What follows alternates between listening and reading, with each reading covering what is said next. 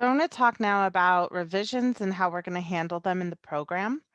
Because I am not an expert either. I am still learning and growing as well. I'll be learning and growing until the day I die. One of the many reasons that Allie and I decided to call this a mentorship program instead of an academy is because we wanted to convey that we aren't experts. We are behavior consultants who have devoted, our adulthoods to learning and growing and getting better in this field and filling in gaps in our knowledge, but we are not academicians of any of the scientific fields, so our grasp of these concepts is a layperson's grasp of these concepts.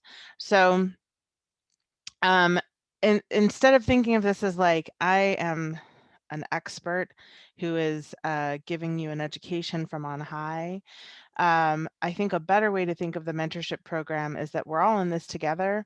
I just am maybe, a few steps ahead of you on that journey, but I'm still on the journey too.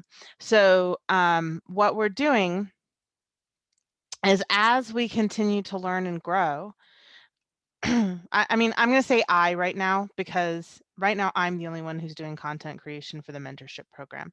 We don't always want that to be the case, and for some of the later phases, we're bringing in some other people to teach some of the modules.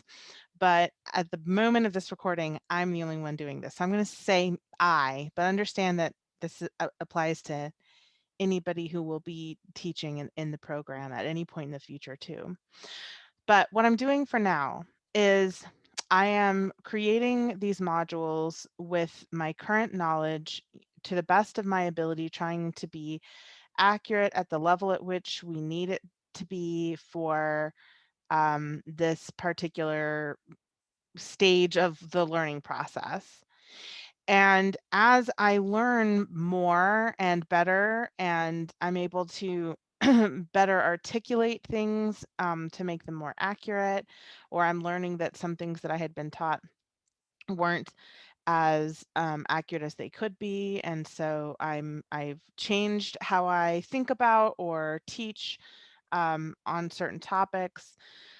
I'm going to come back to those modules and update them in some way, either re-record them all together or add an addendum or something, just depending on, what I feel needs to be changed.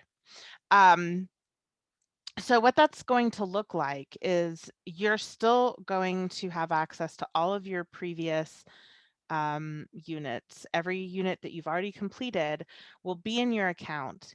And I want it to stay in your account because as those changes are made, they'll show up as incomplete. Excuse me. On your module, you'll see that it shows that something in the module is incomplete, or in the unit, I mean, is incomplete. And so at any point, you can go back and watch or read the changes that I've made, and just sort of take a mental note and move on. So you're not going to have to go through another assessment um, or do the whole unit over again or anything like that. But this will allow you to have access to all of the updated information as I get it, which will then enable you to update your own information while not forcing you to kind of go back and redo anything that you've already done. So there won't be any assessments on the updated information. It'll just be there available. I'll probably send out emails to the mailing list saying, hey, just so you know, this, module or this unit lesson or this article has changed. Um, so I'll probably update that as I go, um, through in the mailing list so that you'll just have a heads up. But um, but the unit lessons themselves will show as incomplete. So it'll be very easy for you to find and see what is the same from before and what the new piece of information is. So that's how we're dealing with the ongoing learning journey as we progress. And And I hope that that's a good model for you for just revising and going back through the information that you know as well, that it's just a normal part of the learning process, that as we go and we learn more, we adapt and we change.